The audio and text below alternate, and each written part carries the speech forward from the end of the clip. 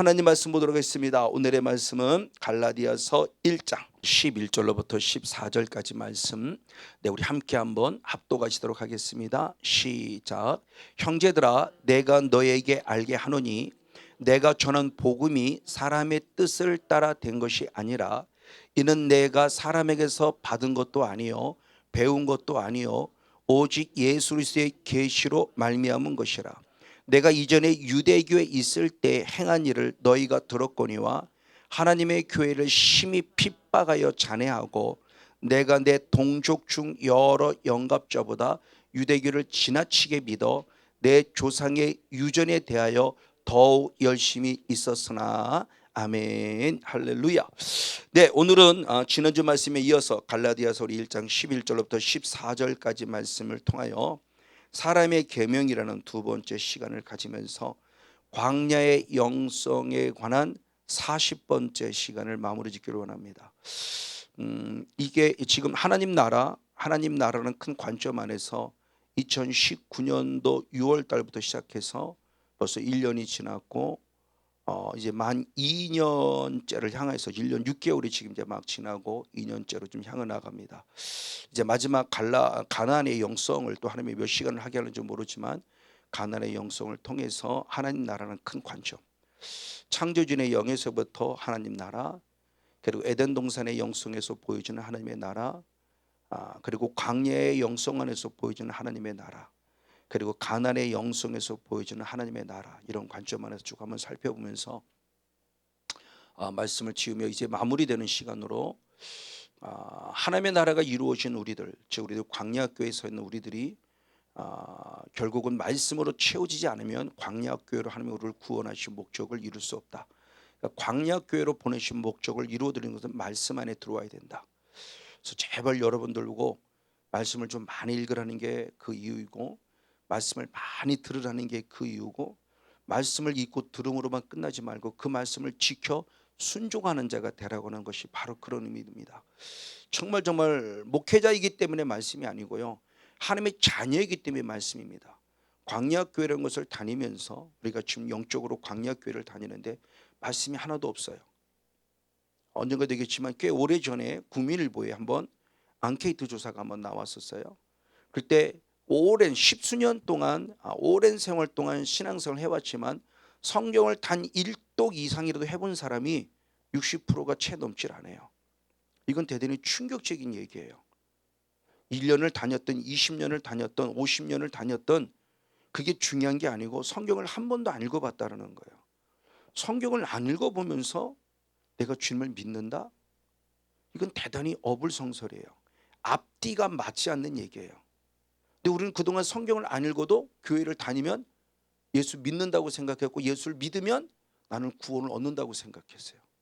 믿음은 말씀을 들으면서 나온다고 했는데 나는 말씀을 듣지도 않고 말씀을 읽지도 않고 그나마 주일 한번 반짝 나와서 직분은 권사님이고 직분은 장로님이고 직분은 목사님이 되었지만 성경과 전혀 상관없는 삶을 살면서 내가 구원받았다? 그러면 성경에서 말씀하고는 구체적인 믿음의 그 실상 안으로 들어가면 우리 신앙은 다 가짜가 될 수밖에 없어요. 다 어린아이 신앙에 머물러 있다는 거죠. 우리 이 단계를 빨리 건너뛰어서 적과 꿀은 가나안 땅까지 들어가는 가나안의 영성까지 들어가는 그 신앙의 단계를 가져야 할진데, 바로 그런 모습 속에서 말씀에 대한 본질을 찾으며 우리의 본질, 형상이라는 본질, 나는 누구인가를 한번 살펴봤죠.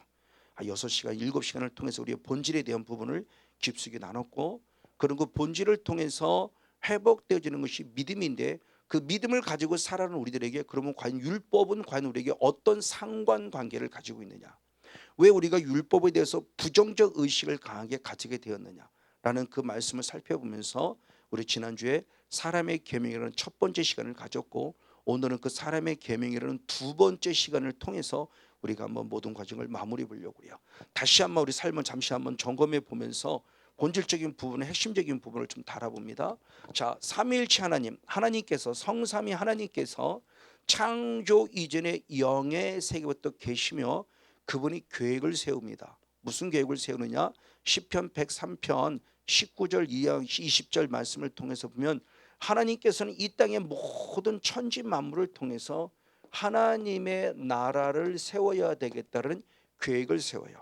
이 계획을 세움 속에서 구체적인 것이 드디어 창세기 1장에 들어와서 에덴 동산을 만들죠. 그 에덴 동산을 만드는 가운데 모든 만물들을 만든 것도 중요하지만 마지막 6일째 되는 날 놀라운 하나님의 일을 계획하십니다. 창세기 1장 26절 한번 27절 한번 두 절 말씀을 같이 한번 보시겠습니다. 창세기 1장 26절 27절 같이 한번 읽겠습니다. 시작. 하나님이 가라사대 우리의 형상을 따라 우리의 모양대로 우리가 사람을 만들고 그로 바다의 고기와 공중의 새와 육축과 온 땅과 땅에 기는 모든 걸 다스리게 하자 하시고 하나님이 자기의 형상 곧 하나님의 형상대로 사람을 창조하시되 남자와 여자를 창조하셨다. 아멘. 전 우주를 하나님의 나라, 하나님의 통치를 받는 하나님의 나라로 만들기를 원하시는 가운데 구체적으로 하나님께서 에덴 동산을 만드시며 사람을 만들기를 결정하셨어요. 그럼 이 사람은 누구냐? 오늘 저와 여러분입니다. 아담과 하와, 저와 여러분이에요. 우리를 구원하신 목적과도 연결됩니다.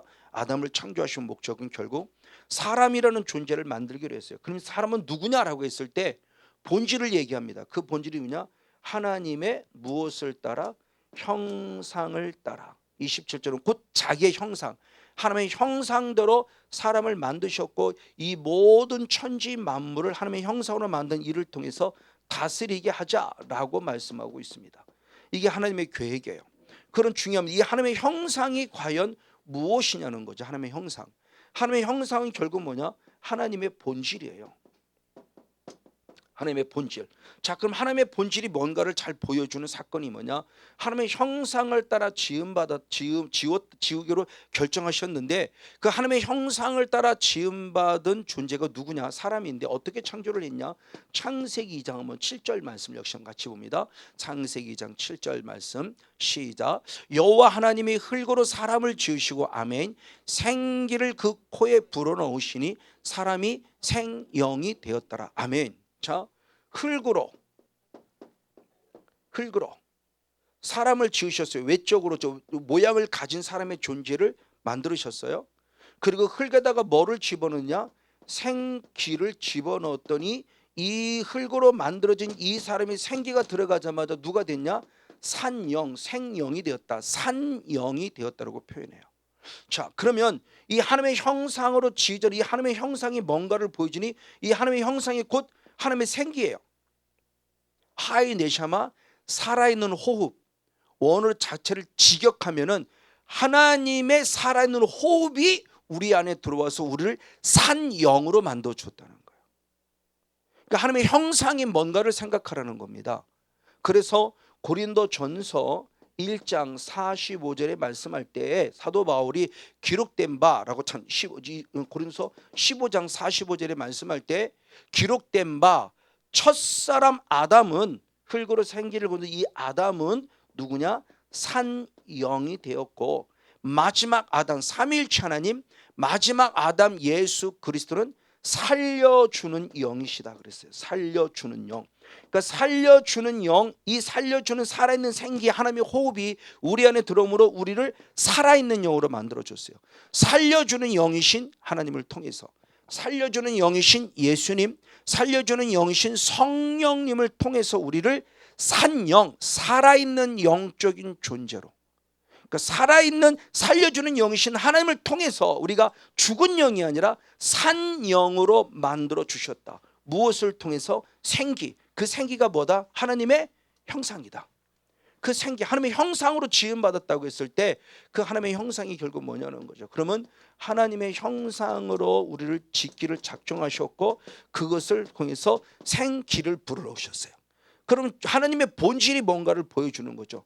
하나님의 본질이 뭐냐? 요한복음 4장 24절에 보면 하나님은 누구라고 그랬습니까? 영. 그렇죠? 하나님의 영이시니 너무나 잘 알아요. 하나님의 영이시니 신령과 진리로 예비하는 자, 영과 진리로 예비하는 자를 찾는다 그랬어요. 하나님은 영이세요. 자, 그러면 이 영이시는 이 모습을 좀 더 확증해 보자는 겁니다. 자, 이 똑같은 말씀이 에스겔서 37장의 말씀에는 기록되죠. 에스겔 37장 10절 말씀과 14절 말씀. 10절 말씀과 14절의 말씀에 이렇게 기록되어 있습니다. 에스겔 37장 시작.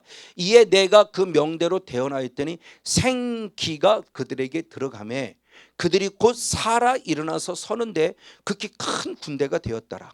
내가 또 내 신을 너희 속에 두어 너희로 살게 하고 내가 또 너희를 너희 고토에 거하게 하리니 나 여호와가 이 일을 명하고 이룬 줄을 너희가 알리라. 나 여호와의 말이니라 하셨더라. 아멘. 자, 에스겔 37장은 환상을 통해서 이스라엘 백성의 현재 영적 상태를 보여주는 거예요. 환상을 통해서 영적 상태 어떤 거냐? 마른 뼈다귀예요. 제가 그랬어요. 11년 전까지만 해도 직분은 목사지만 저는 마른 뼈다귀였어요. 직분만 목사로서 6만 살아있지 제 영은 죽어 있었던 거예요. 죽어 있다는 대표적인 것이 뭐냐? 나는 기도가 안 됐어요. 그나마 말은 말씀은 목사기 때문에 말씀은 연구하고 말씀은 살았는지 모르지만 저는 기도가 안 됐어요. 목사가 기도가 안 됐다는 건 죽은 거죠. 남을 성도를 살리기 위해서 중보기도는 둘째치고 제가 완전히 죽었다고요. 마른 뼈다귀였어요. 생명력 자체가 없습니다. 그냥 어쩔 수 없이 살아가는 거예요. 지금 생각하면 그게 우울증이에요. 근데 그 우울증에도 몰랐어요. 그리고 하나님께서 원망한 거죠. 내가 도대체 뭘 잘못했냐고. 내가 뭘 잘못해서 이렇게 내가 인격적 모독을 당해야 되고 내가 힘들게 살아야 되느냐. 죽어야겠다는 생각이 안 든 게 다행이었지, 만약 그때 당시에 내가 죽어야겠다는 생각까지 들었다면 나는 더 아주 저는 강력하게 사탄의 통치를 받고 있었던 거죠. 근데 인격적인 성삼위 삼위일체님을 제가 만나고 보니까 걔가 누가 결국 그런 거냐? 내가 그런 게 아니에요. 성건영이라는 사람이 그 생각 속에 사로잡힌 게 아니에요. 영이라는 이면이 있었다는 거죠. 그 이면. 그 영이라는 세계를 목사지만 성경은 맨날 성령을 얘기하고 사단을 얘기하면서도 별로 받아들이지 않았어요. 기껏 성령하면 은사나 받아, 은사나 뭐 방언이라 랄랄라 그러면 이거 은사 받은 거죠. 그런 성령으로 생각했지 인격적인 성령을 생각을 못했어요. 방언이나 보고 환상이나 보고 예언이나 뭐 은사적인 부분 속에서 성령을 생각했지 내가 그분을 인격적으로 만나는 생각을 하지 못했던 거죠. 근데 그분을 인격적으로 만나서 또 다른 영의 이면인 사단이라는 존재를 제안해서 끄집어내고 나서 이게 실제로 있었던 것이고 저로부터 떠나고 났을 때 그때 제게 하나님의 나라가 이루어진 거예요. 하나님의 나라가 이루어지고 은사는 선물로 주신 거예요. 그리고 오늘 11년 동안 부지런히 주님 품 안에 남겨서 지금까지 정말 하나님의 은혜 가운데 바쁘게 조금 더 흔들리지 않고 뒤돌아보지 않고 후회하지 않고 여기까지 올 수 있었던 거예요. 이게 참 중요해요. 저와 여러분이 마른 뼈다귀예요. 이게 이스라엘 백성의 영성이에요. 그럼 이스라엘 백성만 아니요, 저와 여러분이 지금 마른 뼈다귀일 수 있어요. 어떻게? 주님이 우리를 살려주길 원해요. 그럼 뭐로 살려주길 원하냐? 마른 뼈다귀인 우리들에게 생기를 불어넣어서 살려주길 원한다는 거예요. 그럼 이 생기가 뭐냐 할 때 14절의 말씀에 하나님의 신이라고 그랬어요. 이거 지금 바뀌어진 개정 성경은 하나님의 영이라고 그랬어요. 이 생기는 그대로 뒀는데 똑같은 단어인데 하나님의 영이 그랬어요. 하나님의 영이 내 안에 들어와서 나를 살렸다 이거예요. 그렇죠? 창세기 2장 7절 말씀에 하나님의 영이 들어왔어요. 하나님의 호흡이 들어왔어요. 하나님의 생기가 들어와서 우리를 살렸어요. 산 영이 됐어요. 우리를 살렸어요. 그처럼 똑같이 에스겔에서도 지금 말하고 있는데, 자, 앞에서 말씀한 창세기 2장 7절의 생기는 그런 하이 네샤마, 그냥 말대로 그냥 직역한 겁니다. 살아있는 호흡이에요. 근데 에스겔 37장의 생기는 원어가 뭐냐? 루아흐예요. 루아흐는 뭐냐? 하나님의 영이라는 거예요. 영. 이 영이라는 단어를 에스겔 37장 10절에서는 생기라고 해석을 한 거예요. 그럼 생기를 때 우리는 빨리 딱 떠오르, 아차, 이게 창세기 2장 7절과 똑같은 말씀으로 빨리 우리는 떠올라야 돼요. 근데 그 하나님의 영, 그 생기가 또 다른 나로 똑같은데 그 설명하는데 하나님의 생기가 뭐냐? 하나님의 신이라고 한 거예요. 하나님의 신이 뭐냐? 원어가 똑같이 루아흐예요. 그러니까 하나님의 생기가 뭐냐는, 하나님의 형상이 뭐냐를 얘기하고 싶은 거예요 지금요. 하나님의 형상.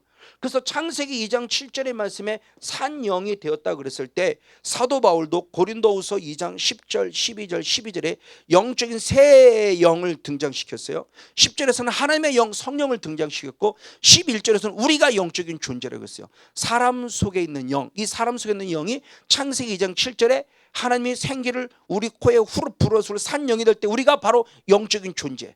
그리고 12절의 말씀에서는 세상의 신 사단을 말하고 있고요. 그러니까 10절, 11절, 12절에서 이 세 개 구절에서 영적인 존재를 다 드러냈어요. 누가? 사도 바울이. 하나님의 영이 있다. 우리가 영적인 존재다. 사단이 영이다. 우리는 받는다. 그 받는다고 할 때 그 받는다는 원어가 바로 요한복음 1장 12절에 영접이라는 원어가 똑같다고 그랬죠. 람바로. 그러니까 내가 하나님의 영을 받든지 사단의 영을 받든지, 왜? 우리가 영적인 존재이기 때문에. 내가 영적인 존재이기 때문에 하나님의 영을 받든 람바로 하나님의 영을 영접하든지 아니면 사단의 영을 영접하든지 우리가 영적인 존재라는 거예요. 그 영적인 존재임을 지금 얘기해 주고 있어요. 산영, 그러니까 성령을 받아들인 자는 산영이 되는 거고 사단을 받아들인 자는 죽은 영이 되는 거죠. 그 우리가 지금 영적인 존재라는 겁니다. 맞습니다. 이런 영적인 존재를 통해서 지금 우리들이 살아있는 존재, 그래서 죽어가는 영혼들을 다시 살렸어요. 언제? 성령이 임함으로. 부족한 제가 다시 살아났어요. 언제? 성령이 임함으로. 근데 이 성령은 단순히 능력의 성령을 말하는 것이 아닙니다. 인격적인 성령님이 내게 임하여 그분을 통해서 내 안에 악한 것들이 처리가 되면서 내가 주님을 다시 한번 인격적으로 만나는 창세기 1장 2장의 원초적 본질은 하나님의 형상이 회복되는 자가 된다는 거예요. 이걸 회복해야 돼요. 그러니까 성령님이 얼마나 중요하냐는 거죠. 근데 그 성령님을 우리는 그동안 조금 전에 서두 얘기했듯이 은사론적인 입장 속에서 방언이나 받고 예언이나 받고 능력이나 받고 사탄아 떠나가 이거를 하기 위한 영의 존재 속에 우리가 그동안 너무 초점을 맞췄던 거죠. 틀린 건 아니지만 그분이 초점이 아니라 하나님을 우리의 형상을 회복해 주길 원하는 인격적인 성령을 만나야 된다는 겁니다. 이렇게 성령을 만나야 내가 어떻게 되느냐? 이걸 이사야 선지자는 그렇게 표현했어요. 이사야 64장 한번 8절 말씀을 봅니다. 창세기 2장 7절 말씀을 그대로 상기시키며 한 번 더 하신 말씀입니다. 같이 한번 읽습니다. 시작. 그러나 여호와여 주는 우리 아버지십니다. 우리는 진흙입니다. 주는 토기장이십니다. 우리는 다 주의 손으로 지으신 자입니다. 아멘. 창세기 2장 7절을 그대로 다시 한번 설명을 하는 거예요. 풀어 쓰는 거죠. 우리는 흙이에요. 이걸 진흙이라고 그랬어요.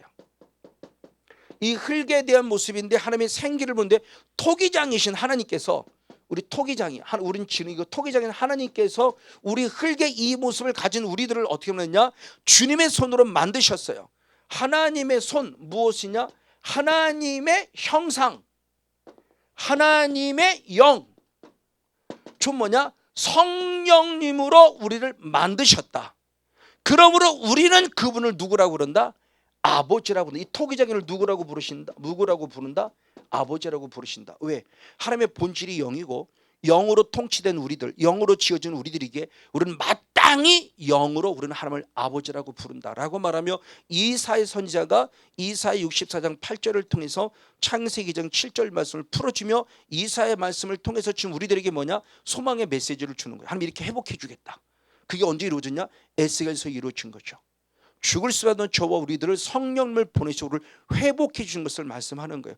그럼 지금도 마찬가지예요. 이 성원용 목사에게 성령이 계시지 않는다면, 성령님이 계시다면 저는 완전히 죽은 자예요. 그래서 고린도 전서 12장 3절의 말씀을 통해서 보면은 성령님이 아니고는 예수를 누구라 할 수 없다? 주라 할 수 없다. 그 성령님이 계셔야만 예수를 내가 구주라고 인정하고 그리스도라고 인정하고 하나님의 아들이라고 인정하는 거죠. 그래서 마태복음 16장 16절의 말씀에 주는 그리스도시요 살아계신 하나님의 아들이라고 베드로가 신앙의 고백을 했을 때 예수님이 그를 축복하죠. 바요나 시몬아 내가 복이 있구나. 이를 알게 하니는 내 지식 즉 내 혈과 육 보고 듣고 배워서 지식으로 아는 것이나 하늘에 계신 내 아버지께서 알게 하셨다. 성령님을 통해서 알게 되었다. 아버지를 통해서 알게 되었다고 말하면 참 신앙의 고백이 성령님으로 아니고는 주는 그리스도시요 살아계신 하나님의 아들이라고 고백할 수 없다. 즉 그렇게 된 것은 우리가 내 안에 성령으로 통치된 성령으로 지으심을 받은 성령의 사람 즉 산영이 되었기 때문에 가능한 것이다. 이게 우리 거룩한 본질이라는 부분을 수없이 얘기를 했어요. 그럼 지금도 이 본질을 유지하려면 계속 성령 받아야 돼요. 늘 신선한 성령님으로 오늘 또 성령님을 만나야 되고 오늘 또 성령의 인격을 받아야 되고 오늘도 성령의 늘 통치를 받는 하나님의 다스림을 받아야 돼요. 이게 하나님의 나라가 이루어진 자예요. 맞습니다. 자, 이렇게 그런데 하나님의 자녀가 되었다 한다면 이 하나님의 자녀, 즉 하나님의 형상이 회복된 하나님의 자녀가 되었다 한다면 나는 그럼 어떻게 살아야 되느냐 그랬을 때 주님이 우리에게 산 영으로서 우리에게 주신 또 하나의 충격적인 말씀, 언약이 있어요. 자, 우리를 산다고 했을 때 살아있는 우리들에게 주님이 주시는 충격적인 말씀이 뭐냐? 창세기 2장 17절 말씀입니다. 창세기 2장 17절 한 절 말씀을 같이 한번 읽겠습니다. 창세기 시작. 선악을 알게 하는 나무의 실과는 너희가 먹지 말라. 내가 먹는 날에는 정령 죽으리라 하시니라. 아멘. 자, 주님 말씀하시죠. 살아있는 하나님의 영, 살아있는 영적인 존재 산영, 아담과 하와 성건용 목사에게 우리 모두에게 주어지는 말씀이에요. 마음껏 먹어라. 그러나 선악을 알게 하는 나무의 열매 선악과는 먹지 말라. 선악과를 먹으면 정령 무엇해요? 죽는다. 자, 우리는 이 비밀을 지식으로는 기가 막히게 알고 있어요. 지식으로는. 창세기 2장 17절 말씀 모르는 사람이 누가 있어요? 성경 읽으라 그러면 새신자든 오랫동안 목사든 누구든 창세기는 다 있죠. 레위기에서 멈춰도 문제지 창세기 출애굽기 다 읽어요. 그러니까 다 알아요. 그리고 교회 좀 조금 다녔으면 성경 공부 배우면서 다 알아요. 주일학교리도 알아요. 선악과 먹으면 죽어, 이 말씀 알아요. 근데 이걸 지식으로 머물러 버리니까 문제가 생기는 거예요. 자, 죽은 자에게 말하는 게 아니고요, 구원받은 산영이신 산영인 아담과 하와, 지금 아담에게 말하고 있는 겁니다. 성건용 목사야, 너 다른 건 네 마음대로 해. 근데 선악을 알게 하는 나무의 열매만큼 먹지 마. 먹으면 죽어. 그럼 우리를 죽이기 위해서 이 말씀을 하셨을 거예요? 아니요. 하나님의 말씀 자체는 요한복음 6장 63절의 말씀으로 살리는 거예요. 살리는 말씀이요. 살리는 것은 영이니 육은 무익하니라. 내가 너에게 이른 무엇? 말, 레마. 말씀이 영이요 생명이다. 그래서 이 말씀을 살리는 거예요. 그러면 창세기 2장 10절에 정령 죽는 이 말씀을 살리는 거지 우리를 죽이려고 주신 말씀이 아니에요. 산영인 아담에게, 구원받은 아담에게 지금 주시는 말씀이에요. 구원받은 성곤용 목사에게 주신 말씀이에요. 그럼 이 말씀을 좀 더 의미로 풀어보면 구원받았음에도 불구하고 죄를 지으면 나는 죽는다 산다. 죽는다는 거죠. 근데 우리는 한 번 구원은 영원한 구원이라는 이 교리에 묶여서 이런 말씀들이 안 풀어. 이건 지식으로만 끝나요. 그냥 지식으로만. 창세기 그는 6,000년 전에 하나님이 아담에게 한 얘기로 그 얘기만 끝나. 지금은 이 말씀이 내게 적용이 안 되는 거예요. 아니요. 살아있는 영에게 지금 말하고 있어요. 너 죽어. 언제요? 죄지면. 성근용 목사 죄지면 죽는다고요. 그럼 제가 죽어갔단 말이에요. 목사로서 죽어갔어요. 나름대로 회개한다고 회개했었다고요. 근데 내가 왜 죽어가지? 왜 죽어가지? 이 부분의 모습이 지금 풀어보는 부분이에요. 자, 이렇게 분명히 죽는다고까지 알아줬는데 죄 짓지 마, 먹으면 죽는다라고까지 알려줬는데 우리는 잘 아는 대로 창세기 3장에 들어가서 누가 등장하냐? 영의 세계가 실체에 등장하죠. 누가 등장하느냐? 사단이라는 존재가 등장을 하죠. 뱀을 힘입어서 사단이라는 존재가 등장하면서 아담과 하와를 무엇합니까? 미혹합니다. 말씀을 변질시키고 미혹해서 결국 죄를 범하게 하죠. 죄를 범하게 했다는 결국 뭐예요? 선악을 알게 하는 나무 열매를 먹게 만들었어요. 그럼 먹으면 정령 죽어야 돼요. 그러니까 에덴 동산에서 쫓겨나는 겁니다. 에덴 동산에서 쫓겨났어요. 정령 죽으리라 그러면 한 번 구는 영원한 구원이면 아무리 죄 졌어도 에덴 동산에서 안 쫓겨나야 돼요. 근데 하나님의 진리는 반드시 이루어지고 주님은 거룩하신 분이기 때문에 저를 절대 용납할 수 없어요. 그러니까 에덴 동산을 쫓아내는 겁니다. 그리고 다시 살 길을 열어주신 거죠. 우리가 그 은혜로 지금 살고 있는 거죠. 그러니까 언제도 쫓겨날 수 있다는 걸 늘 염두에 둬야 돼요. 왜? 영이란 존재가 있기 때문에. 얘 때문에 그런 거예요. 얘 때문에. 그걸 택한 건 나이고요. 그러니까 원래 지옥은 마태복음 24장 41절 말씀에 사탄을 위해 예비한 거라고 그랬어요. 지옥은 사탄을 위해 예비된 거예요. 하나님이 우리를 들어가게 하려고 한 것이 아니라 우리를 위해서는 천국을 준비해 놓으셨고 사탄을 위해서는 지옥을 준비해 놓으셨는데 이 사탄이라는 나쁜 놈이 자기 혼자 안 들어가요. 억울하니까. 그 우리를 결국 끌고 들어가는 거예요. 어떻게? 죄짓게 만들어서. 원래 우리의 것 아니에요. 우리는 천국이에요. 천국은 우리의 것인데 이 사탄이나 나쁜 놈이 들어와서 죄짓게 만들어서 간다고요. 선악을 알면 자꾸 나무를 먹게 만들어서 죽여간다고요. 그 지옥에 끌고 들어간다고요. 지금요. 이 영적 원리를 좀 알라는 거예요. 하나님의 자녀인 우리에게 분명히 하시는 말씀이에요. 이거 심각한 얘기입니다. 정말 심각한 얘기예요. 이걸 우리가 알지 못하니까 구원받아서 그냥 끝나요. 아니요. 지금 이 말씀이 똑같이 우리에게 적용되고, 성목사 너 죄짓지만 먹으면 정령 죽어라고 말하는데 괜찮아요. 나는 한 번 구는 영원한 구원인데 괜찮아요. 이렇게 했다는 큰 코 다친다는 게 지금요. 하나님 나라 뺏겨요. 죽어가서는 영원한 하나님 나라 뺏기면 더 큰 이지만 이 땅에서부터 하나님 나라 뺏긴다. 그러니까 지옥, 목사인 제가 직분이 목사이면서 지옥같이 사는 거예요. 살기 싫은 거 그냥 억지로 살아가는 거예요. 죽을 수는 없고. 이게 참 정말 심각한 영의 세계인데 이걸 몰랐던 거죠.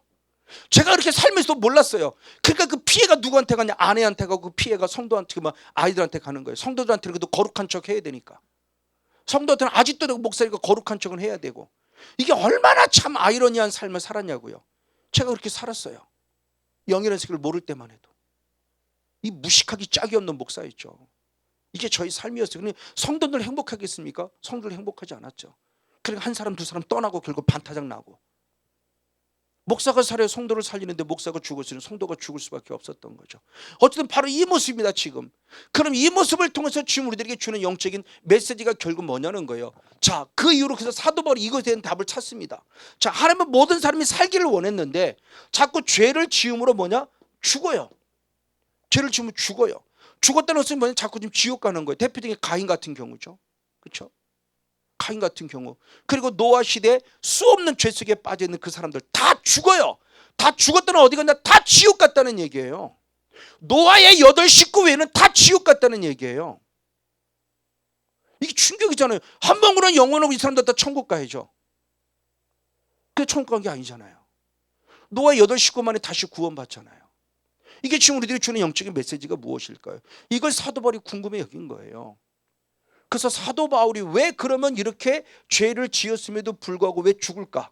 근데 문제는 뭐였냐라는 겁니다. 문제는 뭐였냐? 자, 사도 바울이 그렇게 고백을 합니다. 뭐라고 고백하느냐? 로마서 5장 한번 13절 말씀을 봅니다. 로마서 5장 13절 말씀. 자, 사도 바울이 뭐라고 얘기하느냐? 로마서 5장 13절 같이 한번 읽겠습니다.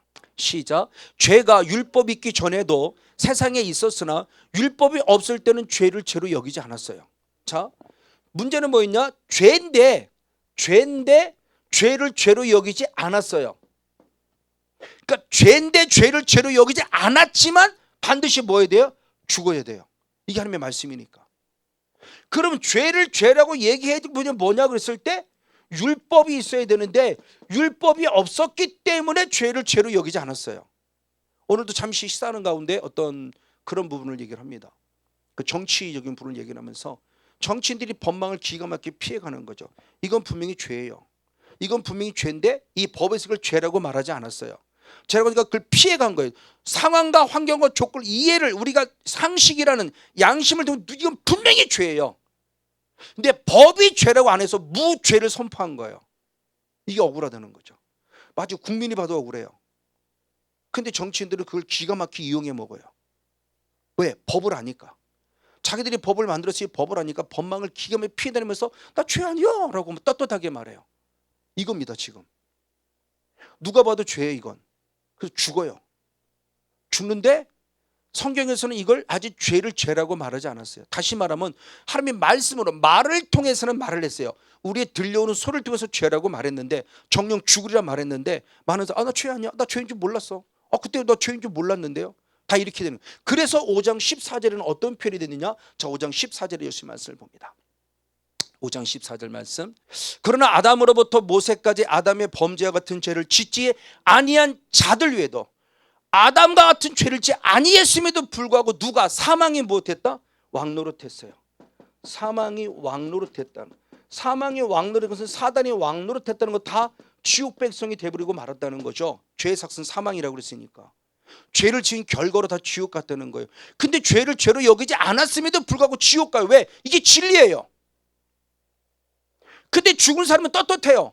나는 죄인 줄 몰랐어 이렇게. 아니요, 그래도 하나님은 그걸 봐줄 수 없어요. 다 그 죄 때문에 결국 죽어야 돼. 왜? 내 안에 죄성이 흐르고 있어. 계속 나는 아담과 같은 죄를 짓지 않았다 할지라도 계속 나는 죄 속에 살아가고 있는 연약한 존재라는 거예요. 그래서 우리의 존재는 죽을 수밖에 없었던 거예요. 그래서 주님은 우리를 살리기를 원하셨던 분이기 때문에 다시 살려야 돼요. 그럼 다시 살리기 위해서는 뭐냐? 이제는 죄를 죄라고 하는 것을 알게 할 수밖에 없어요. 죄를 죄로 알게 해야 돼요. 그동안 죄를 죄로 알지 못했다. 왜? 들은 얘기는 우리가 다 잊어버려요. 그러니까 이제는 주님께서 누구도 꼼짝할 수 없는 성문법, 기록된 성문법인 우리가 잘 알고 있는 율법이라고 하는 하나님 말씀을 주시죠. 이 율법은 하나님 말씀을 우리를 어떻게 하느냐? 로마서 3장 20절 말씀을 봅니다.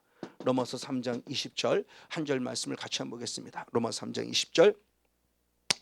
네, 같이 한번 읽겠습니다. 시작. 그러므로 율법의 행위로 그의 앞에 의롭다 하심을 얻을 육체가 없는 율법으로는 무엇이다? 죄를 깨달음이라. 율법을 통해서 이게 죄였구나 하고 드디어 죄를 깨닫게 됐다는 거예요. 그러니까 율법이 없기 전에는 죄인 줄 몰랐어요. 아니, 주님은 말씀했는데 못 들었다고 그래요. 말로만 하셨어요. 그러니까 이제는 꼼짝 못하도록 기록한 거예요. 이제는요, 기록한 거예요. 꼼짝 마. 내가 기록까지 해줘서. 못 들었다는 소리 하지 마. 몰랐다는 소리 하지 마. 우리가 지금 죄를 범했는데 죄를 몰랐다고 한다고 죄가 안 돼. 아니요, 판사들은 헌법, 민법, 상법 모든 법을 다 들이대면서 송 목사 너는 죄인이야 라고 얘기를 해요. 그러니까 여러분 성경을 읽으셔야 돼요. 하나님의 말씀을 제발 읽으셔야 돼요. 몰랐다는 말이 이제 통하지 않아요. 주님 앞에 그 어떤 것도 핑계거리가 되지 않는다고 그랬어요. 근데 말씀을 안 읽고 말씀을 안 듣고 어떻게 내가 죄인 줄 몰라요. 그래서 율법의 기능, 말씀의 기능, 양심의 기능, 성령님의 기능이 공통점이 있어요. 그 공통점 첫 번째 다 죄를 깨닫게 하는 일이에요. 양심도 죄를 깨닫게 하고요, 말씀도 죄를 깨닫게 하고, 율법도 말씀을 깨닫게 하고요, 성령님도 가장 먼저 죄를 깨닫게 해요. 그러니까 우리가 내가 양심만 살이 그건 죄인데 양심이 없으니까 죄를 죄로 모르는 거예요. 그럼 죄를 몰랐다고 지옥 가지 않냐? 아니요, 지옥 가요. 왜? 이미 주님이 죄라고 말씀해놨기 때문에. 이제는 기록까지 해놨기 때문에 꼼짝 못해요. 그래서 주님께서 말씀할 때 마지막 누가 나를 판단하느냐, 누가 나를 심판하느냐? 하나님도 아니고 예수님도 아니에요. 누가? 하나님의 기록한 말씀이 나를 심판한다는 거예요. 그 말씀을 안 읽으면 큰 코 다쳐요. 말씀이 생명을 살리는 말씀이기 때문에 이 말씀을 통해서 이게 죄였구나, 이러면 안 되겠네 라고 빨리 깨달아서 예수의 피를 힘입고 다시 보혈 앞에 죄사함 받아서 다시 죄사함 받고 성령을 선물로 힘입어서 어둠의 것 싸워 이겨나가는 사람이 하나님의 자녀로서의 승리의 삶을 산다고 말씀해 주고 있는 겁니다. 바로 이 부분의 모습이에요. 그러니까 얼마나 참 귀중한 거냐고요. 맞아요. 그런데 이것이 구약에만이 아니라 신약에도 이것이 똑같이 말씀했어요. 누가 말씀했냐? 사도 요한입니다. 사도 요한도 뭐라고 말씀했느냐? 자, 우리가 죄를 죄로 여기지 않는 것, 죄를 죄로 여기지 않는 것은 내게 뭐라고 하느냐? 요한 1서 1장 8절 말씀과 10절 두 절 말씀을 봅니다. 요한 1서 1장 8절 말씀과 10절 두 절 말씀 한번 같이 보겠습니다. 시작. 만일 우리가 죄 없다 하면 스스로 속이고, 아멘. 또 진리가 우리 속에 있지 아니할 것이요, 할렐루야. 만일 우리가 범죄하지 아니했다 하면 하나님을 거짓말하는 자로 만드는 것이니 또한 그의 말씀이 우리 속에 있지 않냐라. 죄를 죄로 여기지 않는 것은 가장 먼저는 자기 스스로 속이는 거예요. 그리고 죄를 죄로 여기는 것은 하나님을 누구로 만드느냐? 거짓말장애로 만들어요. 그러면 자기 스스로 속이고 하나님을 거짓말로 만드는 공통점은 뭐냐? 내 안에 뭐가 없다? 진리가 없다. 내 안에 뭐가 없다? 말씀이 없기 때문이다. 자, 기도 쉬는 게 죄입니까? 죄가 아닙니까? 죄예요. 우리 다 알아요. 지식으로는 다 알아요. 근데 별로 기도 안 하는 것에 별로 죄책감 느끼는 사람 별로 없어요. 이걸 모르나요? 지식으로 알잖아요, 우리요. 기도 쉬는 거 죄인 줄 알잖아요. 저도 그랬어요. 알아요, 목사가 지식으로는. 근데 기도가 안 돼요. 죽을 것 같은 거죠, 저는요. 죽은 거죠. 지금 죽어가고 있는 거예요, 지금. 육신의 생명만 꿀딱꿀딱 서 있지 죽어요. 성도 만나는 게 두렵고요. 강단에 서는 게 두렵고요. 막 제 안에 막 두려움이 찾아오는 거예요. 누굴 만난다는 사실 자체가 두려워지는 거예요. 이게 영이라는 세계를 모를 때는 그렇게 당했다고요. 이게 제 안에 있었던 거예요. 이게 얼마나 무시무시한 얘기냐고요. 사도요한도 똑같은 얘기를 한 거 지금요. 하나님의 말씀이 없으니까 죄를 알지 못해요. 그러니까 결국 자기 스스로만 속이면 끝나면 괜찮은데 자기 스스로 그걸 죄라고 말하는 하나님까지 결국 속인 거예요. 거짓말장애로 만들어. 하나님이 기도시는 걸 죄라고 했는데 기도시는 거 뭐 그까짓 거 뭐 어때? 죄 아닌 사람은 어디 있어? 한 번 더 빼먹을 수 있지 뭘. 11조 떼먹을 수도 있는 거고 주일 빠질 수 있는 거고. 맞아요. 한 번 더 빠지는 걸 뭐라 그러나요? 빠지게 된 이유를 말하는 거, 빠지게 된 원인을 말하는 거고 그게 한 번이 아니라 2번이 되고 10번이 되니까 문제죠. 성원 목사가 지도 한 번 안 했다고 문제를 있겠습니까? 죄도 한순간에 우리 죽이지 않아요. 야고보서 1장 14절 15절의 말씀에 보면은 욕심이 잉태한 주 죄를 낳고 죄가 장성해서 사망을 내. 그러니까 죄도 잘한다고요. 그러니까 빨리빨리 내가 지금 쳐내지 않으면 죄가 잘한단 말이에요. 회개하면 죄가 내 안에 완전히 콘크리트화 돼버려요. 그때 이미 늦는다고요. 그게 자라기까지 놔두면 늦는다고요. 큰일 나요. 그러니까 빨리빨리 죄를 일찍 없애버려야 돼. 뭘로? 예수의 피로. 철저히 회개가 필요한 거죠. 얼마나 중요해요. 바로 이 말씀의 모습입니다. 맞습니다. 이렇게 주님께서는 철저히 말씀으로 우리의 존재를 가르쳐주고 있는데 바로 그러므로 이 말씀이 살아있는 생명의 말씀이죠. 그래서 율법에 대한 부분의 모습을 잘 설명했을 때 바로 스데반 집사님이 그렇게 표현합니다. 사도행전 7장 한번 38절 말씀을 봅니다. 우리 조상들이 어디 있었냐는 겁니다. 우리 믿음의 조상들이 어디 있었을 때 광야 교회에 있었다고 그래요. 그럼 광야 교회에 있을 때 무엇을 하나님부터 선물로 받았느냐? 사도행전 7장 38절 시작. 시내산에서 말하던 그 천사와 및 우리 조상들과 함께 광야 교회에 있었고 또 생명의 도를 받아 우리에게 주던 자가 이 사람이라. 아멘. 우리 조상들이 광야에서 뭐를 받냐? 생명의 도를 받았다. 자, 이게 지금 개혁입니다. 이걸 개혁 개정 성경, 지금 바뀌어진 개혁 개정에서는 말 그대로 직접 풀었습니다. 살아있는 말씀. 그러니까 개혁 개정이 훨씬 더 이거는 잘 이해가 됐어요. 생명의 도 그랬을 때는 그냥 스쳐 지나가요. 생명의 도 별 의미 없이 받아들여요. 근데 지금 개혁 개정 바뀐 성경은 살아있는 하나님의 말씀을 선물로 받았다는 거예요. 구원받은 하나님의 백성. 이때 당시 생명의 도는 구약시대 십계명 그 광야에서 그 시내산에서 받은 이 하나님의 생명의 도 하나님의 말씀은 결국 뭐예요?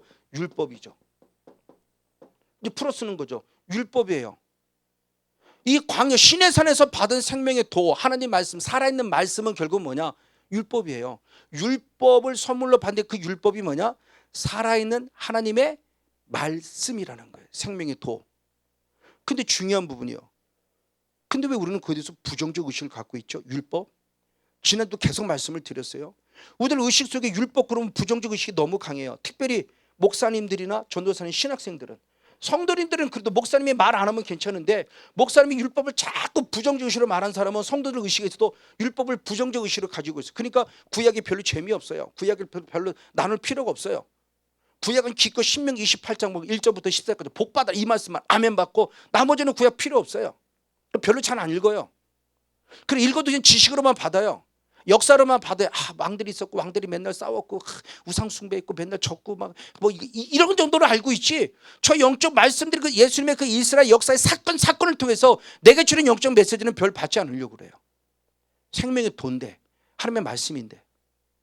그래서 사도 바울은 이 하나님의 율법을 뭐라고 표현했는가? 자, 로마서 7장. 사도 바울은 로마서 7장 10절, 12절, 14절에 아주 생명의 도 하나님의 율법에 대한 부분을 잘 설명했습니다. 네, 같이 있습니다. 시작. 생명에 이르게 할 그 계명이 있습니다. 가장 먼저 율법을 생명에 이르게 할 계명이라고 표현했어요. 그러면서 12절의 말씀을 봅니다. 이로보건대 율법은 무엇하다? 거룩하다. 계명도 거룩하다. 의롭다. 선하다. 율법이 뭐다?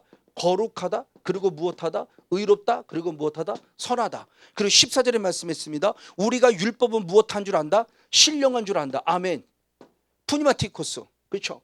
우리의 영의 생계 3단계죠. 완전히 주님을 모르는 푸시케코스. 그리고 주님을 알기는 아는데 아직도 육신에 속해 있는 사르키코스. 그리고 마음의 최고의 상호들의 신령한 자의 모습입니다. 푸시케코스. 참 푸니마티코스. 그러니까 최고의 상태에 있는 그 말씀이 율법이에요. 율법을 자꾸는 육으로 배웠어요. 육으로. 아니요, 율법은 영이에요. 하나님 말씀이 하나님이 영이신데 그 영이신 하나님의 성의 감로로 기록한 게 율법인데. 그래서 지난주도 말씀드렸던 디모데 3장 16절의 말씀에 모든 성이 하나님의 감로로 되었다고 할 때 그 성경은 우리가 지금은 신약 성경도 포함된 성경을 알지만 사도 바울이 쓸 때 그때 당시 디모데 쓸 때 그때 성경은 아직 신약 성경이 없을 때예요. 그들이 지금도 그때 당시 2000년 전에 사용하는 성경은 다 구약 성경이에요. 그럼 그들이 생각하는 구약 성경은 무엇으로 기록됐나? 하나님의 감동으로 기록된 성경이에요. 뭐가? 율법이. 근데 자꾸 율법을 자꾸 부정적 의식을 갖고 있고 왜 육의 조건으로 보는 거냐고요.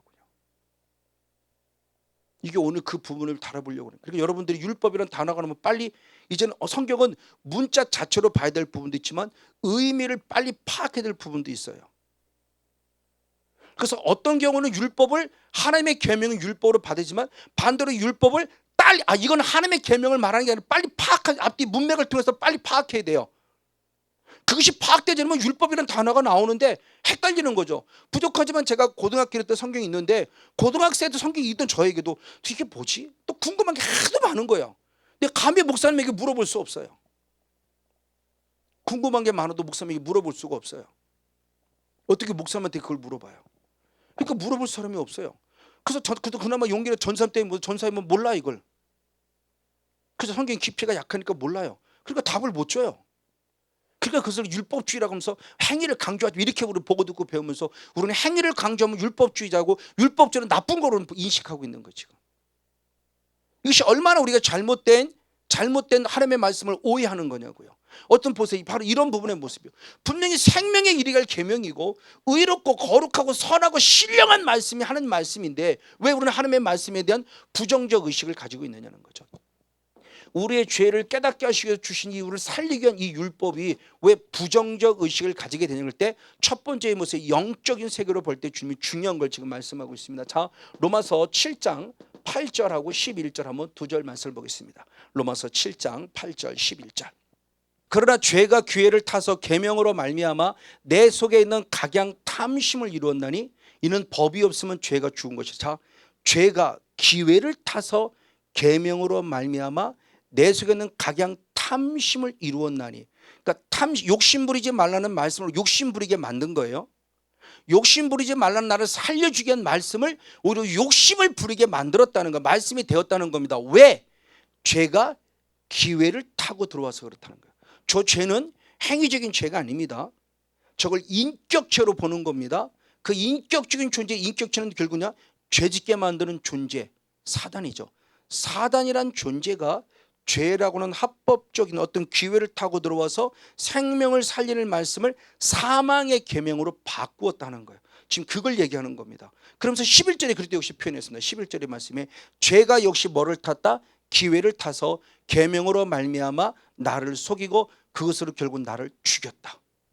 그러니까 율법이 원래 생명을 살려 생명의 계명이고 의롭고 거룩하고 선하고 신령한 말씀인데 이걸 사망의 계명으로 만든 것은 뭐냐? 영이라는 세계에 들어가 보니까 사단이란 존재가 무엇을 타고 들어와서 기회를 타고 들어와서 말씀을 못했냐? 변질시킨 거예요. 사단의 존재가 들어와서. 이것은 성경 어디든 너무나 많은 부분을 찾아볼 수 있어요. 좀 더 하면 다 찾아볼 겁니다. 이게 지금 영이라는 세계의 실제라는 거예요. 그러니까 사단은 지금도 끊임없이 저와 여러분 들어와서, 그러니까 지금 이단들 사이비들을 통해서 계속 말씀을 못하냐? 변질시켜가는 대표적인 게 신천지. 지금 하나님의 교도 마찬가지지만, 근데 젊은 사람들 나름대로 말씀에 관심 있다는 사람들 이 말씀을 다 뺏겨요. 사탄의 변질시킨 말씀에 다 뺏겨버려요. 그리고 그것이 진리인 줄 알아요. 이게 보통 문제가 아니죠. 본인들이 진리인 줄 알아요. 그리고 그 사람도 우리 보고 불쌍하다, 우리 보고 이단이라고, 우리 보고 불쌍하다고 그래요. 이게 보통 문제가 아닙니다. 바로 이런 부분들이 지금 우리들 속에 친히 지금 역사하고 있는 실질적인 불을 보는데, 그럼 이것이 언제? 이제는 사탄이 우리들에게 언제? 내가 육신에 속해 있을 때요. 자, 역시 말씀을 봅니다. 로마서 7장 5절, 디모서 7장 5절. 사탄의 존재가 침투하는데 언제 기회를 타고 들어오냐? 내가 육신에 있을 때라고 말하고 있습니다. 7장 5절 말씀 시작. 네, 14절 5절하고 14절 시작. 우리가 육신에 있을 때에는 율법으로 말면 죄 종육이 우리 지체 중에 역사에, 내가 육신에 있을 때 하나님의 살아있는 생명의 말씀을 변질시켜서 그 말씀으로 지금 오히려 내게 죄 정욕으로 내 역사해요.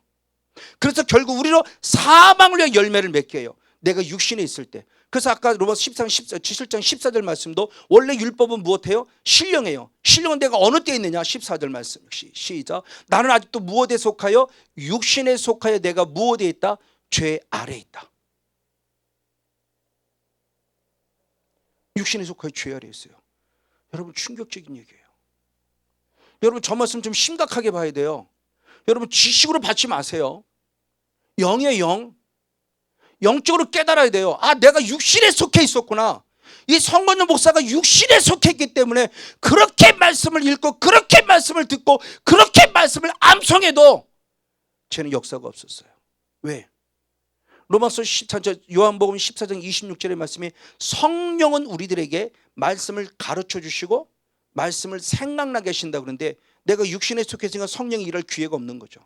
사탄이 이럴 기회만 주니까 말씀을 가르침 받지도 못하고 말씀이 생각나지도 않은 거예요. 저한테는요. 말씀이 없는 자예요. 그러니까 죄를 알지 못해요. 이 성건영 목사가 양심에 화인 맞으니까 죄를 알지 못해요. 그러니까 떳떳하게 죄를 짓죠. 음란의 죄도 짓고, 그렇죠? 교회 재정 마음대로 쓰고 전혀 죄를 알지 못한다고요. 왜? 성령이 안 계신 거예요. 말씀이 없는 거예요. 성령이 계셔서 말씀을 통해 양심으로 일하시는데 지금 내게 말하지 않는 겁니다. 여러분 제가 하고 있는 말은 이거 정말 지식이 이게 정말 영어로 받아들이는 그러면 이게 양심에 콱콱 박혀야 돼요. 아, 내가 이런 죄를 졌구나라고 빨리빨리 박혀야 돼요. 손목사 혼자 14군 이렇게 바르면 아무 의미 없다고요. 말씀은 살아있는 영의 말씀이라니까요. 이 말씀이 2000년에만 있는 게 아니라 지금도 그대로 사도 바울의 혼자의 궁금함이 아니라 이 부족한 자 같은 궁금함을 사도 바울이 풀어줬는데 그때는 로마서 7장을 읽으면 재미가 없어요. 왜? 어려워요. 이해하기 어려웠던 얘기들이에요. 로마서 7장이.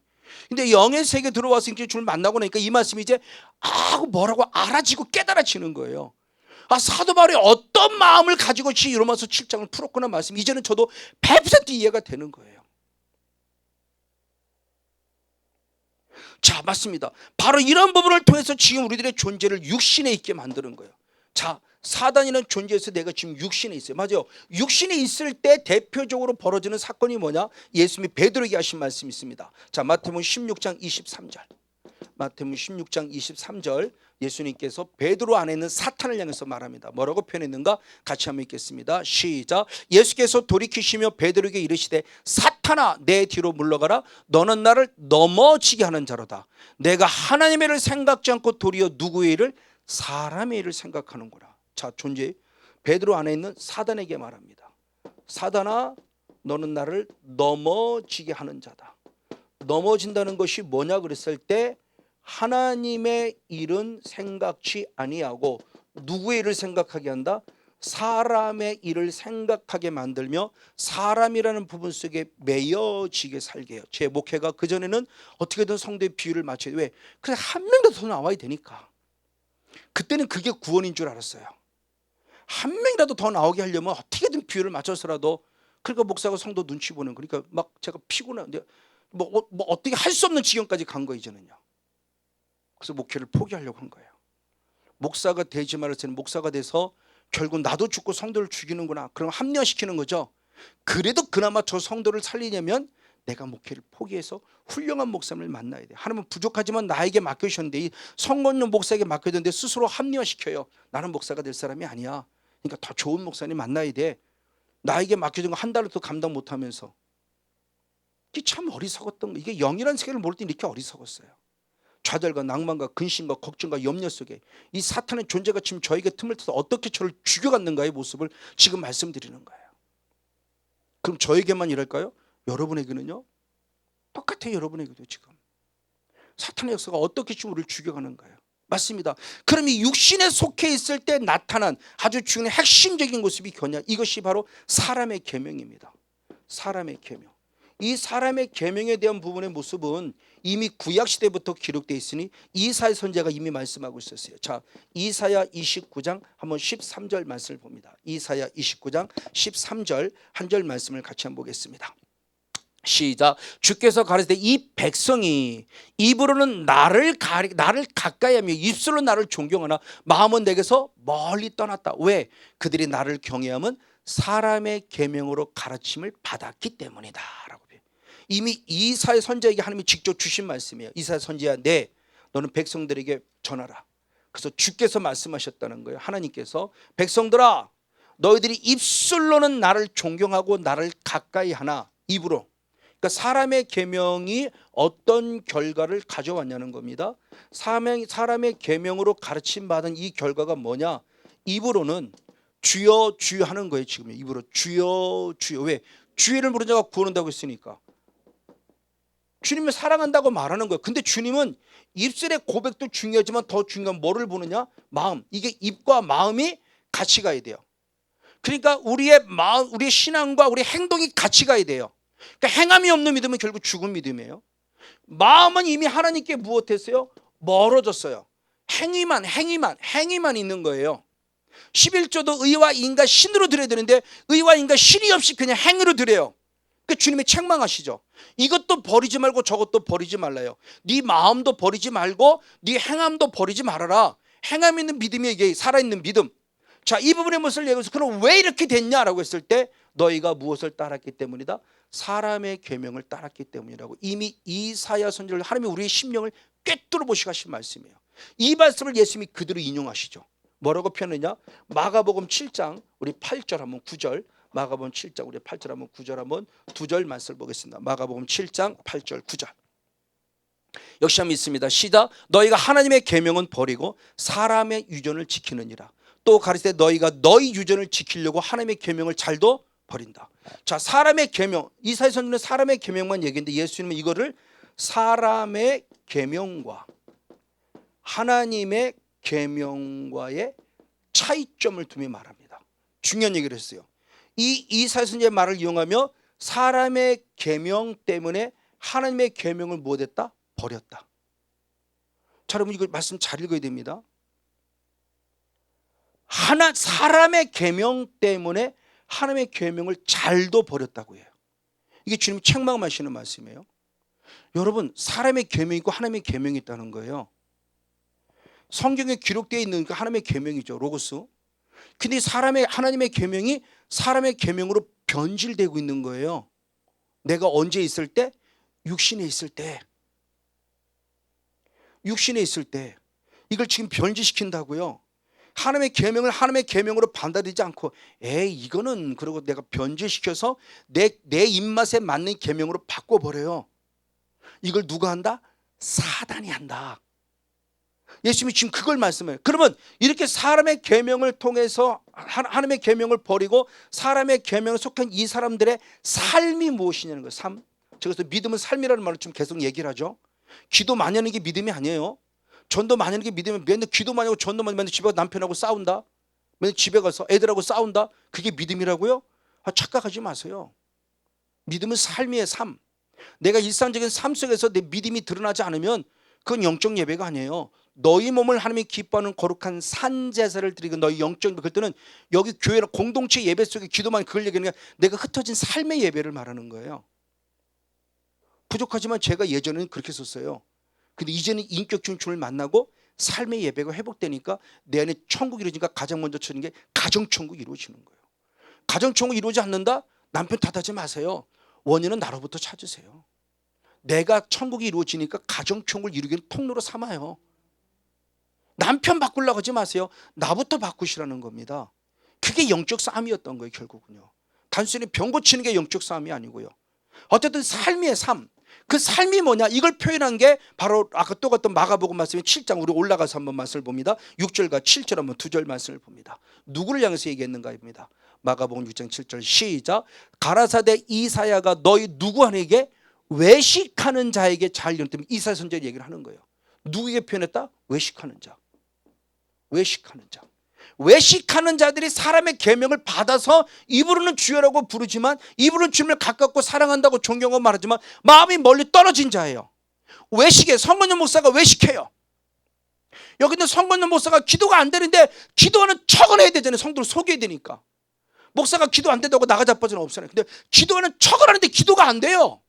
이게 미치겠는 거죠. 이게 얼마나 외식으로 살았냐고 성건영 목사가. 안 되는 걸 안 된다고 하고서 도움을 구해야 되는데 안 되는 걸 되는 척 해야 되니까 외식이 되는 거예요. 기도 잘하면서 기도하는 척해야 되고, 성경 잘하면서 성경하는 척해야 되고, 사랑하지 않으면 사랑하는 척해야 되고, 얼마나 이 참 아이러니한 삶을 살았냐고요. 보통 문제가 아닌 거예요. 지금 우리가 이렇게 살면서 우리는 신앙이라고 그래요. 나 교회 나가. 그 다음 주에 구체적으로 말씀할 거예요. 정말 내가 종교인이냐 진짜 신앙인이냐. 가난의 영성에 들어간 첫 스타트를 그분을 다뤄볼 거예요. 우리가 정말 바라봐야 돼요. 영에서를 모를 때는 안 보이던 거예요. 영에서 들어가서 보니까 그나마 보이고 깨달아지는 거예요. 그럼 그 내용을 알아요, 저도요. 근데 그 지식으로 알았던 그 내용이 아니라, 팩트가 아니라 팩트가 가리키는 영적 의미를 찾아야 된다는 거죠. 어떤 보세요. 지금 이런 모습들이 지금 우리들에게 어떤 결과를 가져오는 것에 대한 부분의 모습을 말씀하고 있습니다. 그래서 이렇게 외식하는 자를 주님이 누구라고 그랬냐? 이제 예수님은 그렇게 표현했습니다. 마태복음 23장 23절 말씀, 33절 말씀, 두 절 한 절 말씀 같이 보겠습니다. 마태복음 23절에 15절로 보겠습니다. 마태복음 23장 15절 33절 두 절 말씀 시작. 화 있을지도 외식하는 서기관과 바리새인들이여, 너희는 교인하를 얻기 위하여 바다와 육지를 두루 다니다가 생기면 너희보다 배나도 지옥 자식이 되게 하는도다. 뱀들아 독사의 새끼들아, 너희가 어떻게 지옥의 판결을 피하겠느냐. 외식하는 자 어디 간다고요? 지옥 가요. 전도 안 했나요? 전도 많이 했어요. 전도 해놓고 결국 그 사람들을 누구로 만들었나요? 지옥 자식. 자기보다 배나도 지옥 자식만. 내가 육체에 속해 있으니까, 육신에 속해 있으니까, 외식하니까, 사람의 계명을 따르니까, 그 하는 전도한 사람은 사람의 계명을 따르게 만들어 배나도 지옥 자식이 되게 만들었으니 주님 말합니다. 네가 지옥의 판결을 피하겠느냐.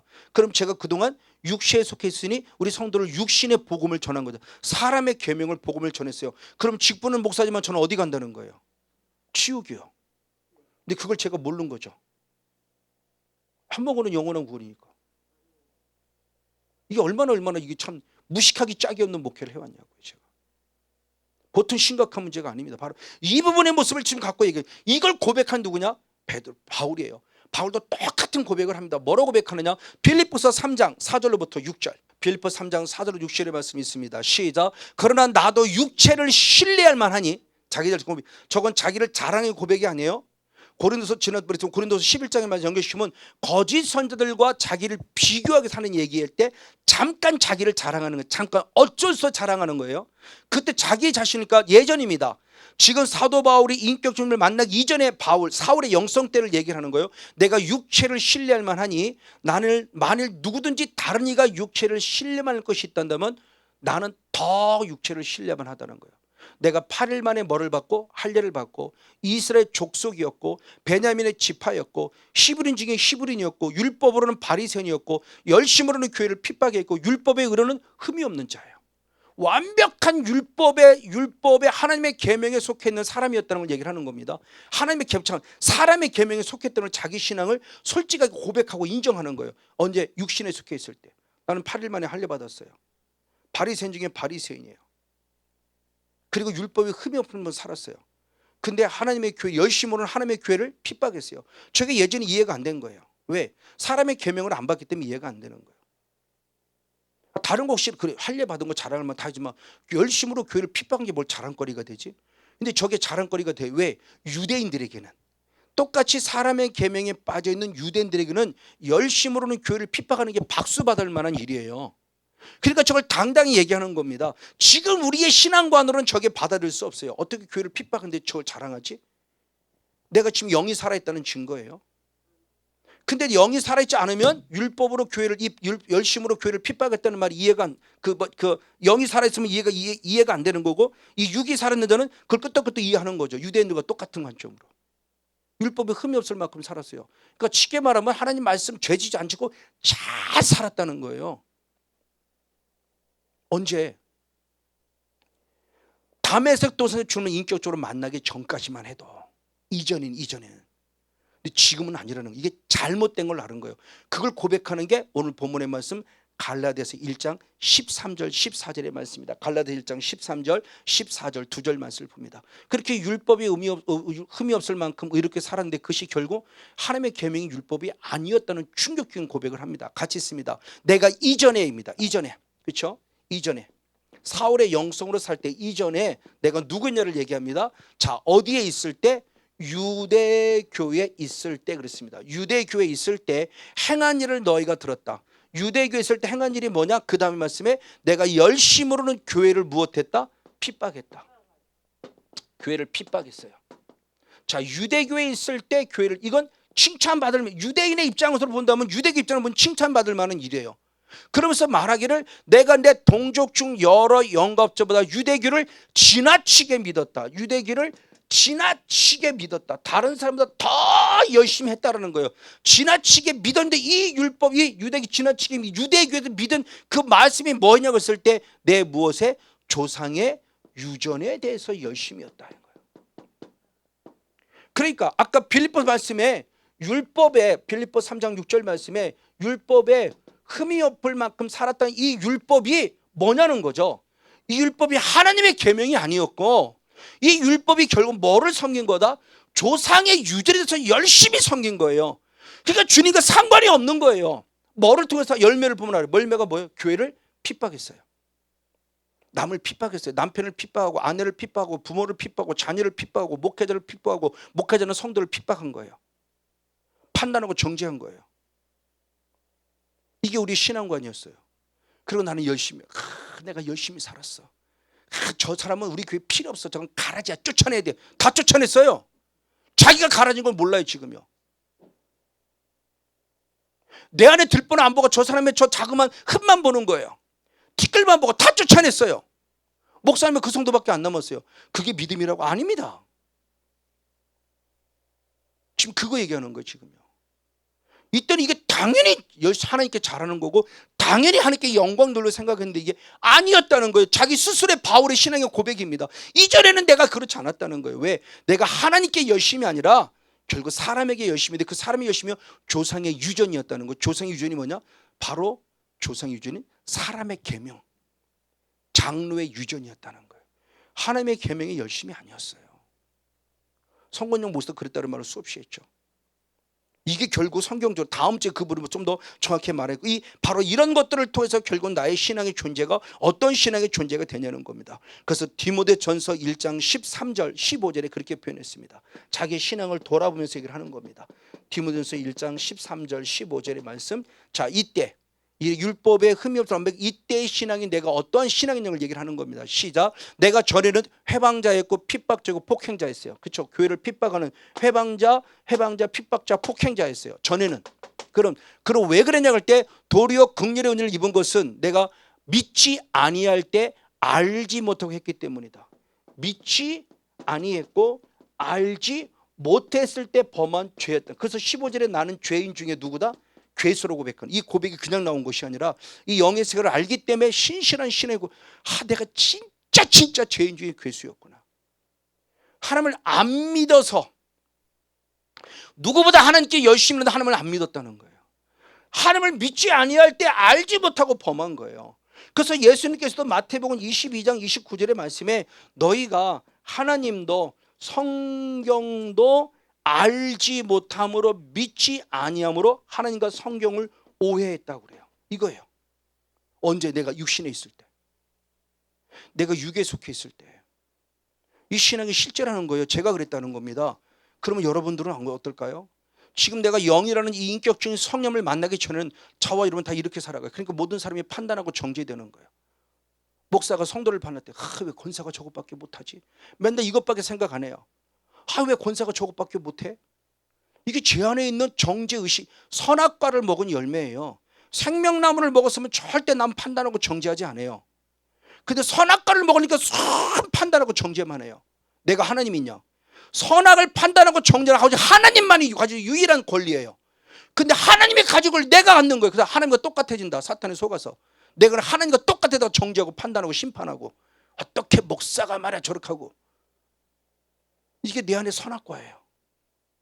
선악과를 먹은 결과라고요. 생명나무를 먹었으면 나도 살고 남들 살릴 텐데 나도 죽고 남도 죽는 거. 이게 사탄에서 다 선악과를 먹은 자의 결과예요. 그러니까 영이라는 세계를 알고 보니까 이 말씀 하나를 봐도 정말 심각하게 말씀이 봐지는 거예요. 그냥 지식으로 받아들이는 것이 아니라 얼마나 참 귀중한 말씀이에요. 맞아요. 자신의 삶의 모습을 봅니다. 이런 자를 다시 빌립보서 말씀에 들어가서 사도는 뭐라고 했는가? 빌립보서 3장 2절 말씀 역시 한번 봅니다. 빌립보서 3장 2절 한 절 말씀을 같이 한번 보겠습니다. 시작. 개들을 삼가라. 그리고 행할 자들을 삼가라. 이런 자들이 누구다? 손 할례당이다. 이들을 삼가라. 지금 손 할례당과 할례당을 비교하면서 아까 얘기했던 바로 내가 육신에 있을 때는 손 할례당으로 살았던 내 모습을 얘기를 하는 거예요. 이걸 개라고 표현했고 행악자라고 표현했어요.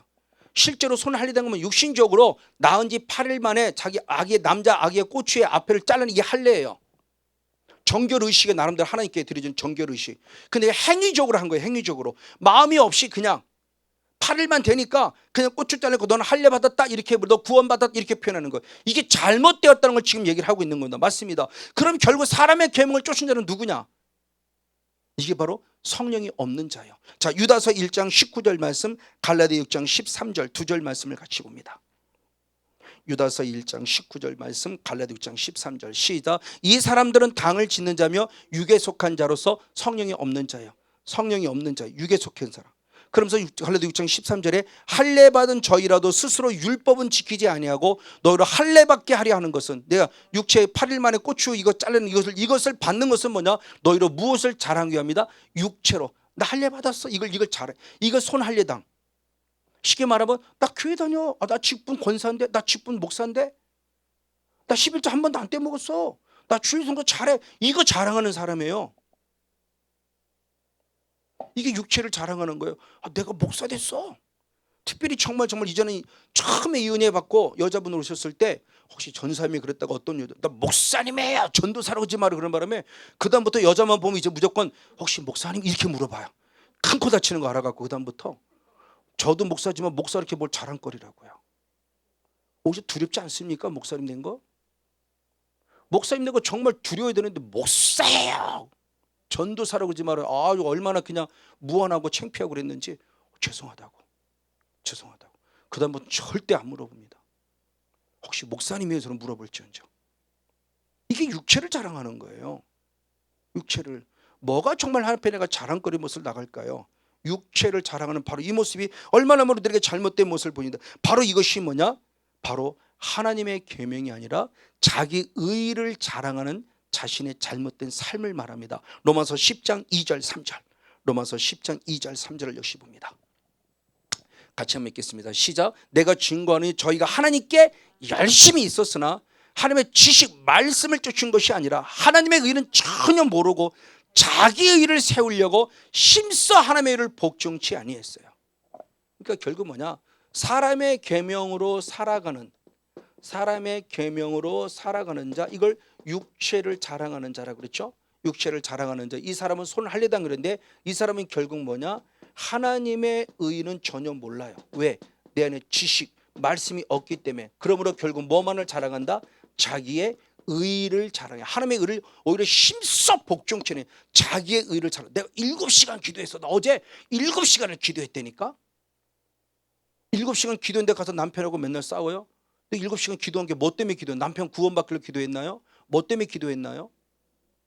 남편하고 싸운다면 그게 7시간 기도한들 무슨 소용이 있냐고요. 그렇죠? 일주일에 2번씩 금식한다는 바리새인, 자기를 잘하는 사람과 뭐가 다를까요?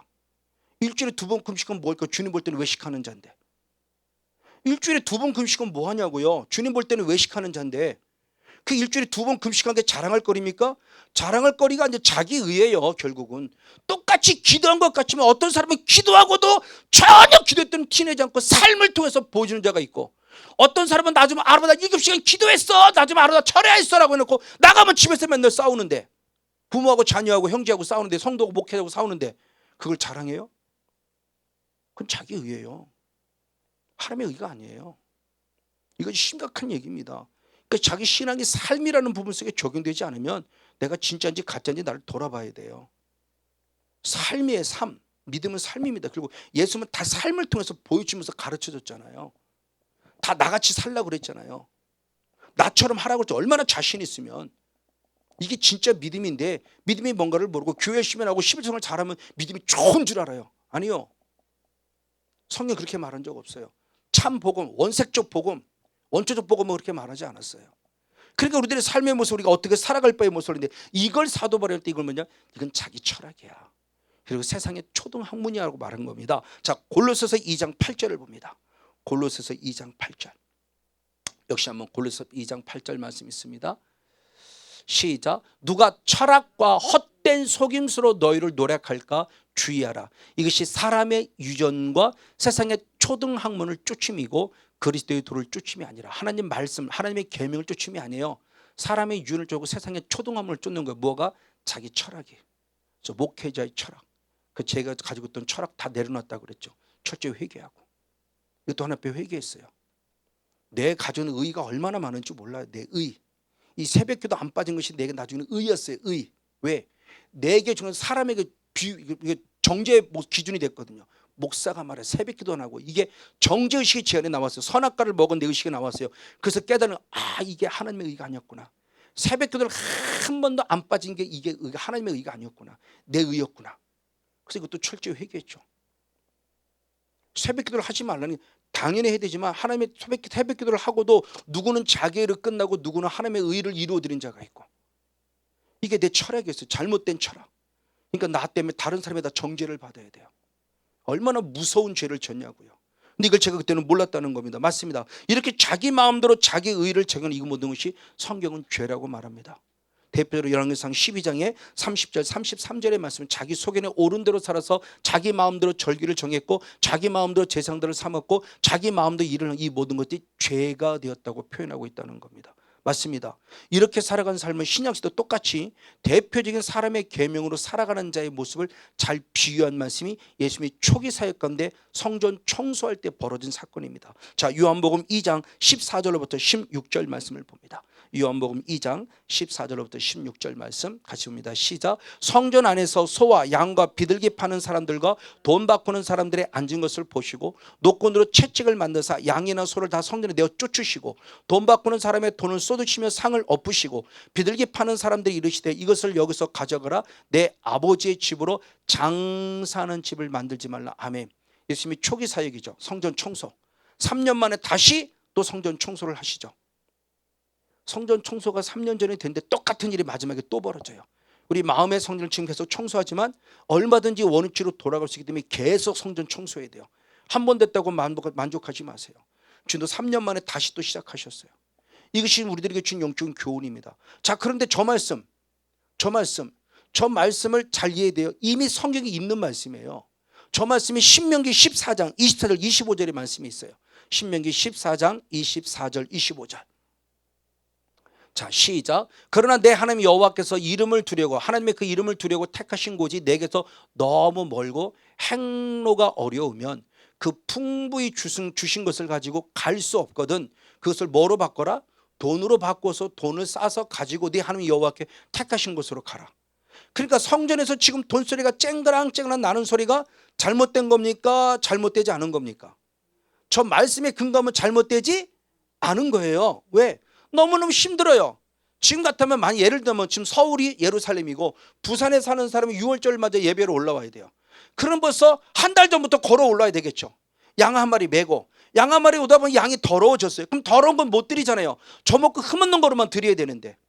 그러니까 하나님은 물질이 있어요. 나름대로 편리주의를 생각하면서 물질이 있으니까 물질 갖고 와서 성전에서 돈을 가지고 사서 하나님께 드리면 된다 하시니까 처음에는 순수하게 되는 것이 나중에는 편리주의로 바뀌는 거예요. 그러니까 하나님 말씀을 오용하는 거죠. 이것이 그러면서 거기 들어가서 이제 뭐냐, 다들 편리주의를 찾아가면서 돈 땡그랑 넣고 양 한 마리 사고, 그러니까 짐승 소리가 울려 퍼지고 돈 소리가 울려 퍼지는 게 바로 저거예요. 그러면서 하나님의 집을 강도의 굴을 장사하는 집으로 만든, 이것도 역시 이미 예레미야 선지자를 예언한 겁니다. 자, 예레미야 7장 10절 11절 말씀을 봅니다. 예레미야 7장 10절 11절 말씀 역시 한번 보겠습니다. 지금 우리가 말씀을 얼마나 잘못 살아가는 것을 봅니다. 시작. 내 이름으로 일컬음을 받는 이 집에 들어가서 내 앞에 서서 말하기를 내가 뭐 얻었다? 구원 얻었나이다 하느냐? 이는 이 모든가 무엇을 가증한 일을 행하리 함이라. 내 이름으로 일컬음 받는 이 집이 너희 눈에 도적의 굴로 보이느냐? 보라, 나 곧 내가 그것을 보았노라. 여호와의 말이니라. 지금 하나님의 집을, 만민이 기도하는 집을 강도의 굴을, 도적의 굴을 삼았어요. 왜? 구원받다고 말하면서 내 삶은 어땠어요? 가증한 일을 행했어요. 하나님이 그걸 무엇했다? 봤다. 성원용 목사가 예를 들어 여러분에게 잘 설교를 했다. 육신적인 설교 잘했다. 근데 제 삶은 엉망이었다. 그러면 하나님은 저는 이 집을 뭐로 만든 거다? 강도의 구려를 만든 거짓 선지자예요. 말로만 구원받다 그러지 구원받은 자가 아니라는 겁니다. 아니면 구원받으면 구원을 뺏기는 거예요. 지금요. 한문구는 영원한 구원이 아니라는 거예요. 근데 지금 우리들이 지금 어떻게 살아가고 있냐고요. 이게 지금 내게 이루어진 말씀이 아닙니까? 저는 내게 이루어진 말씀이에요. 이걸 인격증을 만나고 깨달은 거예요. 내가 얼마나 잘못 살아왔는가. 직분만 목사님 너무너무 잘못 살아온 거예요. 육으로만, 육신적으로만 기도한다고 까불까불거리고, 성경 읽는다고 까불까불거리고, 전도 좀 한다고 교회 좀 부흥시켰다고 까불까불거리고, 철저히 육으로 살았어요. 제가요. 이걸 하나님이 다시 원위치로 돌려서 지금 살려내서 그나마 하나님 이제 건데 내가 살아서 지금 여기까지 온다니, 저는 정말 그래서 제 영혼이 구원받은 하나만도 감사해요. 목사라는 직분을 맡겨준 것도 감사하고, 이 비밀을 아니까 이제는 절대 나태하고 게으를 수 없고요, 등 따스고 배부를 수 없고요, 십자가를 걸어가는 일이 무엇인지 알고요, 그냥 살아가는 게 아니라는 거예요. 이게요. 얼마나 참 중요하냐고. 이 영이라는 세계를 알 때 내 신앙관 자체가 완전히 달라졌어요. 환상을 본다 이것 때문이 아니고요, 예언한다 이것 때문이 아니고요, 나를 변화시켜준 참 하나님, 하나님의 형상이 회복되어 계신 하나님, 이게 많이 강조된 거죠. 7주 8주 10주 12주 동안 계속 하루의 본질의 회복, 이것에 대한 부분을 철저히 여러분이 강조한 거예요. 지지난주까지. 그러면서 사람의 계명을 보는 겁니다. 맞습니다. 바로 이런 모습을 살아갈 때 이 모습이 지금 나의 모습이 어떤 모습인 걸 보니, 이것을 주님은 말씀할 때 결국에 말씀이 변질되는데, 이게 사단의 역사죠. 그래서 아까 읽었던 창세기 2장 17절 말씀과 창세기 3장 3절 4절의 말씀을 봅니다. 사탄이 말씀을 어떻게 변질시키는 걸 봅니다. 사단의 역사가 내 육신 안에 있을 때 말씀을 변질시키는 겁니다. 아까 읽었습니다만 먹으면 정령 죽으리라. 이 말씀이 변질됩니다. 자, 창세기 3장 3절 4절을 봅니다. 시작. 동산 중앙에 있는 나무의 실과는 하나님 말씀에 너희는 무엇하지도 말고 먹지도 말고 어떻게 하지 말라? 만지지 말라. 뭐가 추가됐어요? 만지지 말라. 주는 먹지 말라고 했는데 만지지 말라고 추가시켰어요. 그러면서 주님은 정령 죽는다는데 말씀을 변질시켜서 어떻게? 죽을까 하노라 변질. 그러니까 사탄이 딱 치고 들어옵니다. 어르신의 4절, 뱀이 여자에게 이르되 너희가 결코 죽지 아니하리라. 절대 안 죽어. 한 번구는 영원한 구원이야. 이렇게 얘기하는 거죠. 지금 하나님은 사랑의 하나님인데 너를 왜 죽여? 안 죽어. 걱정하지 마. 안 죽어. 이거예요 지금요. 근데 주님은 정령 죽는다고 했는데 사탄은 어떻게? 내가 말씀을 조금 변질시키니까 확실하게 변질시켰어요. 어떻게? 안 죽어. 절대 안 죽어. 정령 죽으라는 말씀이 절대 안 죽어로 바뀌었어요. 이걸 누가 했다? 사탄이에요. 여러분 정신 바짝 차리세요. 안 그러면 신천지 다 뺏깁니다. 하나님의 교회 다 뺏겨요. 여기만이 복음이, 여기만 진실인 줄 알고요. 왜? 우린 전통 종교에서는 그런 종교를 좀 더 정확하게 시기를 안 그렇게 했어요. 예수 믿으면 열심히 교회 나오는 거야. 그러면 11조 잘 드려. 주의 성도, 그럼 당신은 복 받아. 주의 종 살성은 복 받아. 이게 복음의 전부였어요. 우리 그동안 교회 열심히 나와. 11조 잘 드려. 충성에 헌신해. 전도해. 기도해. 이게 신앙의 전부라고 가르침 받았다고요. 삶에 대한 신앙을 받지 못했어요. 행함 있는 살아있는 믿음을 가르침 받지 못했어요. 그럼 신앙이 전부인 줄 알았어요. 그걸. 그리고 주의 종을 잘 섬겨 복 받으니까, 11절 잘 들어 복 받으니까, 복 받으라는 복음 가르쳤고요. 복 받아야 되죠. 그러나 복을 받으려고 신앙생활이나 복 주신 하나님을 경험해야 된다는 게 수업책 강조는 그겁니다. 왜? 성경을 잘 이해해야 돼요. 우리는 부자 되기를 원하는데 성경은 부자는 천국 들어가기가 어렵다고 그랬어요. 근데 왜 자꾸 부자 되려고 그래요? 여러분 천국 가고 싶습니까? 부자 되고 싶습니까? 천국 가야죠. 지옥을 모르니까 하는 소리예요. 지옥을 모르니까. 지옥이라는 개념을 모르니까 하는 소리예요. 자꾸. 성경 어디에 부자대로 가르쳤습니까? 부자면 지옥 들어간다고 했는데. 낙타가 바늘기로 더 어렵다고 그러는데 낙타가 그럼 바늘기로 되는 게 쉽습니까? 어렵습니까? 이거 불가능한 얘기잖아요. 불가능한 얘기예요. 불가능한 얘기. 낙타가 바늘기로 들어가는 건. 그럼 부자가 천국 들어가는 건 진짜 불가능한 얘기예요. 그러니까 제자가 묻죠. 누가 들어갑니까? 그랬더니 하나님만이 하시느니라. 하나님만이 하시는 특별한 일이지 부자 중에 천국 가는 사람, 바나와 같이 그 부자된 물질을 갖고 하나님을 위해 쓰는 자만이 들어가는 거지. 그러니까 부자에게 네 집 팔아 가난하게 줘 나 쫓아라 그러니까 자기가 부자인 거로 근심되어 결국 집을 못 팔고 예수님을 떠나고 말잖아요. 이게 나아니까요. 우리 아닐까요? 이게 아나니와 삽비라잖아요. 아나니아는 삽비라 때문에 결국 돈 때문에 주님 부인했어요. 그렇게 부자 되고도 성령까지 받았음에도 불구하고 성령께서 말씀을 사탄이 가득해서 결국 주님을 거짓말쟁이로 만들어버렸어요. 이게 지금 우리들 아니냐는 거예요. 나의 모습 아니냐는 겁니다. 바로 그 모습 가운데 바로 말씀하는 부분의 모습이 맞아요. 바로 이런 모습 속에서 주님이 말씀하는 부분입니다. 그러면서 고린도서 2장 14절부터 그리스도의 향기라는 단어가 나와요. 너는 그리스도의 향기다. 근데 그리스도의 향기가 아니라고 하는 것을 얘기할 때 그리스도의 향기는 뭐냐, 우리가 일반적으로 할 때 예수 믿는 냄새를 나타낸다, 이 일반적으로 맞는 얘기예요. 그러나 사도 바울이 고린도서 2장의 본문 중심으로 살펴보면 그 말씀이 아닙니다. 말씀을 혼잡하겠느냐, 말씀을 말씀대로 전했냐는 것이 내가 진정 그리스도의 향기의 삶을 살았느냐라는 기준이 되는 거예요. 그래서 고린도서 2장 16절 17절 말씀에 중요한 얘기를 했습니다. 고린도서 2장 16절 17절 같이 한번 읽겠습니다. 고린도서 2장 16절 17절 시작. 이 사람에게는 사망으로 쫓아 사망에 이르는 냄새고 저 사람에게는 생명으로 쫓아 생명에 이르는 냄새, 그리스도의 향기, 이걸 누가 감당하리요? 그러면서 우리는 수다한 사람과 같이 하나님의 말씀을 혼잡하게 하지 아니했다. 사도 바울이 나는 하나님 말씀을 혼잡하게 한다. 그리스도의 진정한 향기다. 그러면서 그 순전함으로 하나님께 받은 것 같이 하나님 앞에서 그리스도 안에서 말하노라면서 하나님 말씀을 혼잡하게 안 했다 이거예요. 그 혼잡하게 하지 아니했다는 말씀이 원어를 중심으로 푸른 말씀이 있어요. 그 푸른 말씀을 성경이 이렇게 표현하고 있습니다. 우리 한번 세번역 성경과 현대어 성경 한번 같이 보겠습니다. 자, 세번역 성경을 먼저 봅니다. 시작. 우리는 그 많은 사람들처럼 하나님 말씀을 팔아서 먹고 살아가는 장사꾼이 아닙니다. 그러니까 하나님 말씀을 혼잡하겠다는 말씀이 뭐냐? 하나님 말씀을 팔아서 먹고 사는 사람, 장사꾼, 싹꾼 목자죠. 10의 1조를 얘기하면서 11조 잘 들어 복 받아, 이게 싹꾼 일꾼 싹꾼 목자들 가능성이 있어요. 말씀을 말씀으로 확실히 알면 11조를 드리지 말라고 하네요. 11조를 갖고 말씀을 팔아서 내가 돈 벌려는 목적을 가지고 있으면 싹꾼 목자라는 거예요. 이게 말씀을 혼잡하겠다는 말씀을 지금 풀어 쓴 겁니다. 세번역 성경. 세번역 성경이는 우리들 성경 중에서 그나마 하나님 말씀의 원어를 잘 풀어서 쓴 말씀이 세번역 성경이에요. 훨씬 우리가 여러 개혁 성경도 보고 개혁 성경도 보고 세번 성경도 볼 이유가 거기 있어요. 자, 그런가 반면에 현대인 성경은 또 어떻게 표현했는가? 현대인 성경을 한번 보도록 하겠습니다.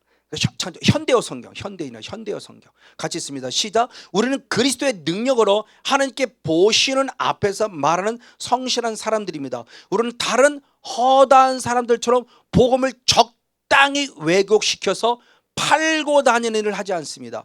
혼잡할 때는 뭐냐?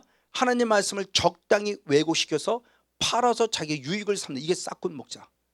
그럼 세번역 성경과 바로 방금 읽은 현대어 성경을 통해서 보면은 하나님의 말씀을 혼잡하는 자 누구냐? 말씀을 적당히 왜곡시켜서 자기 유익으로 자기 먹고 파는, 그러니까 말씀을 완전히 하는 말씀을 자기 유익을 위해서 먹고 파는 데 쓰는 육신의 것으로 살아가는 자, 이 사람들을 말씀을 혼잡하게 하는 자다. 이걸 고린도서 11장 4절의 말씀에서는 다른 복음, 다른 영, 다른 예수를 쫓았다고 표현해요. 성원용 목사가 참 복음을 전하는지 다른 복음을 전하는지를 여러분은 스스로 잘 알아야 돼요. 어떤 바로 이런 모습으로 지금 말씀하고 있는 이 모습을 지금 보면서 바로 그 기준의 모습입니다. 그러면서 이 기준의 모습이 결국 뭐냐? 나는 사람의 계명이냐 하나님의 계명일 때 하나님으로부터 계시를 받은 계명이라는 사실을 본인 스스로 고백하죠. 아까 읽었던 본문이죠. 갈라디아서 1장 11절 12절 말씀. 갈라디아서 1장 11절 12절 시작. 형제들아 내가 너에게 알기로니 내가 전한 복음이 사람의 뜻을 따라 된 것이 아니라 이는 내가 사람에게서 배운 것도 아니요 아는 것 받은 것도 아니요 배운 것도 아니요 오직 예수 그리스도의 계시로 말미암은 것이라 하며, 즉 성령의 통치, 성령의 다스림, 성령의 감동을 통해서 깨달아진 말씀을 증거하고 있다라는 것을 얘기하는 거예요. 그럼 부족하지만 지금 성권용 목사라는 사람을 통해서 들었을 때 성권용 목사가 가진 지식을 배우지 마시고 성권용 목사를 통해 주신 하나님의 말씀으로 들어서 여러분들에게 말씀이 박히는 고넬료와 같은 믿음, 데살로니가 교회 같은 믿음, 베레아 교회 같은 믿음으로 내 것으로 만들어야 돼요. 여러분들이 드디어 여러분 거로 만들어서 잘 소화해내서 성도들을 가르쳐야 된다는 거죠. 이게 바로 하나님의 계시에 의해서 우리가 말씀을 깨닫는 것임에 대한 부분을 성경이 말해주고, 이런 사람이 모습이 결국 뭐냐, 이런 사람이 것이 할례당이고 이것이 그리스도라는 지식으로 얻었기에 예전에 모든 걸 다 벗어버린다, 즉 배설물로 여겨 벗어버렸다고 그래. 이걸 말씀하는 게 빌립보서 3장 3절과 8절 빌립보서 3장 3절과 8절의 말씀을 봅니다. 아까 2절에서는 손 할례당이라고 그랬죠. 육체를 자랑하는 자. 그러나 진정한 할례당은 누구냐, 시작, 하나님의 성령으로 봉사하는 자며 그리스도 예수만을 자랑하는 자며 육체를 신뢰하지 아니하는 우리가 곧 진정한 할례당이다. 그래서 8절에 또한 모든 것을 해로 여김은, 그 모든 것은 사람의 계명, 아까 4절 5절 6절 6으로 자랑했던 모든 것, 그걸 다 해로 여김은 내 주 예수 그리스도를, 예수를 아는 지식이 가장 고상함을 인함이라. 그래서 내가 그를 위하여, 예수를 위하여 모든 걸 잃어버렸고 배설물 여겼다, 오직 그리스도를 얻기 위함입니다. 그래서 내가 지금 사람의 계명을 다 버려버린, 그러니까 이제는 바로 인격적인 성령을 만난 바울의 영성 안에서 과거의 사울의 영성으로 살던 이전의 영성을 깨달으며 내가 잘못 믿은 걸 고백하고 싹 벗어버리고 이제는 오직 예수만을 자랑하고 십자가만을 자랑하는 신앙으로 바뀌었다는 걸 얘기를 하는 거예요. 이게 참 신앙을 얘기를 하는 거예요. 맞습니다. 저 여러분도 같이 그런 모습입니다. 그래서 사도 바울도, 베드로도 똑같은 말씀했으니 베드로 전서 4장 11절 말씀, 베드로는 4장 11절 말씀 역시 있습니다. 시작, 만일 누가 말하려면 하나님의 말씀을 하는 것 같이 하라. 아멘. 누가 봉사하려면 하나님의 공급하신 힘으로 하는 것 같이 하라. 이는 범사에 예수 그리스도로 말미암아 하나님의 영광을 받으시기를 함이니 그에게 영광과 권능이 세세 무궁토록 있느니라. 아멘. 할렐루야. 너무너무 중요하죠. 무슨 말을 하든지 하나님의 말씀을 하는 것 같이, 네가 하나님의 일을 봉사하려면 하나님이 공급하는 힘으로, 이게 진정한 할례당, 영적 할례당, 이게 하나님께 영광이에요. 그러기 이제는 우리는 성령을 통해서 말씀을 이루어드리는 자가 돼야 돼요. 그래서 사도 바울이 로마서 8장 4절에 바로 그렇게 표현했으면서 이것이 뭐냐, 영적인 할례를 받은 자라는 거죠. 이제는 우리가 무엇의 할례를 받으느냐, 마음의 할례를 받으라 그랬어요. 로마서 2장 28절 시작, 대저 표면적 유대인이 아니라 표면적 육신의 할례가 할례가 아니다. 그럼 뭐냐, 이면적 유대인이 진정한 유대인이며 할례는 어디에 할지니 마음에 할지니 영, 신령의 영에 있고 의문에 있지 아니한 것이라. 그 칭찬이 사람에게서가 아니라 다만 하나님에게서니라. 아멘. 진정한 할례는 마음의 할례. 이걸 예레미야 선지자가 계속 얘기했어요. 제발 육신의 할례를 받지 말고 마음의 할례를 받아라, 귀의 할례를 받아라 그렇게 했지만 누구도 마음의 할례를 받지 않았어요. 왜? 육신의 할례로 만족해. 나는 손할례당이야, 나 할례 받았어. 아니요, 주님은 그렇지 않아요. 바로 할례를 받아서 성령 받아야 돼요. 성령 받는 이유는 뭐냐, 하나님 말씀을 이루어드리기 위해, 율법의 요구를 이루어드리기 위해. 이것은 사도 바울 혼자 얘기한 것이 아니라 이미 구약 성경 에스겔 선지자가 예언한 말씀을 다시 한 번 더 확증시켜주는 말씀입니다. 두 구절, 로마서 8장 4절과 에스겔서 36장 27절 두 절 말씀을 맞으면서 우리 한번 말씀을 맺겠습니다. 같이 한번 읽겠습니다. 시작, 육신을 쫓지 않고 그 영을 쫓아 행하는 우리에게 율법의 요구를 이루어지게 하려 하심이라. 성령을 쫓으면 율법의 요구를 이룬다, 이루지 못한다? 이룬다. 근데 율법을 자꾸 폐했다고 그러고 율법을 외우면 부정직의식을 갖냐는 거죠. 잘못된 겁니다. 율법이라는 단어를 읽을 때 빨리 깨달아야 돼. 아, 이건 사람의 계명을 말하는 거냐, 하나님의 계명을 말하는 거냐. 그러니까 로마서 7장에서 말씀하고 있는 로마서 8장에 말하는 그 율법은 다 하나님의 계명을 말하는 거예요. 근데 갈라디아에서 말하고 있고 지금 빌립보서 말씀하는 그 율법은 하나님의 계명이 아니라 사람의 계명을 말하는 거예요. 그러니까 이 말씀이 분별되어져야 부정적 요소가 나오는 것은 우리가 딱 카트하고, 긍정적 요소가 나오는 생명을 살리는 계명, 의롭고 선하고, 그 의롭고 거룩하고 선하고 신령한 율법, 하나님의 계명을 볼 수 있는 열리는 거예요. 이것은 이미 구약 성경 에스겔 선지자님이 말씀한 예언이라고 그랬죠. 마지막 에스겔 30 27절 시작, 또 내 신을 너희 속에 두어 너희로 내 율례 행하게 하리니. 아멘. 너희가 내 귀를 지켜 행할지라. 할렐루야. 성령을 부어주는 목적을 얘기했어요. 그 성령님이 내 안에 오시는데, 내 안에 오시는 이유는 환상 보라고? 아니요. 예언하라고? 아니요. 귀신 쫓아내라고? 아니요. 그 성령님을 통해서 말씀을 위해 율법을 행하게 하려고, 규례를 행하게 하려고. 성령을 주신 자가 하나님의 말씀을 이루어드리는 승리자가 될 수 있습니다. 예수님이 이 땅에 율법을 폐하려면 율법을 완성하러 오신 것처럼 이제 우리도 성령 충만받아서 내게 요구하는 가장 중요한 하나님의 핵심적인 말씀을 이뤄내는 영적인 승리자가 돼서 하나님의 계명과 사람의 계명을 분별할 줄 알아. 하나님의 계명 앞에 서서 목숨 걸고 마지막까지 주께로 나가는 영적인 주인공 우리 모두가 되어지기를 주님의 이름으로 간절히 축복하고 축원을 드립니다.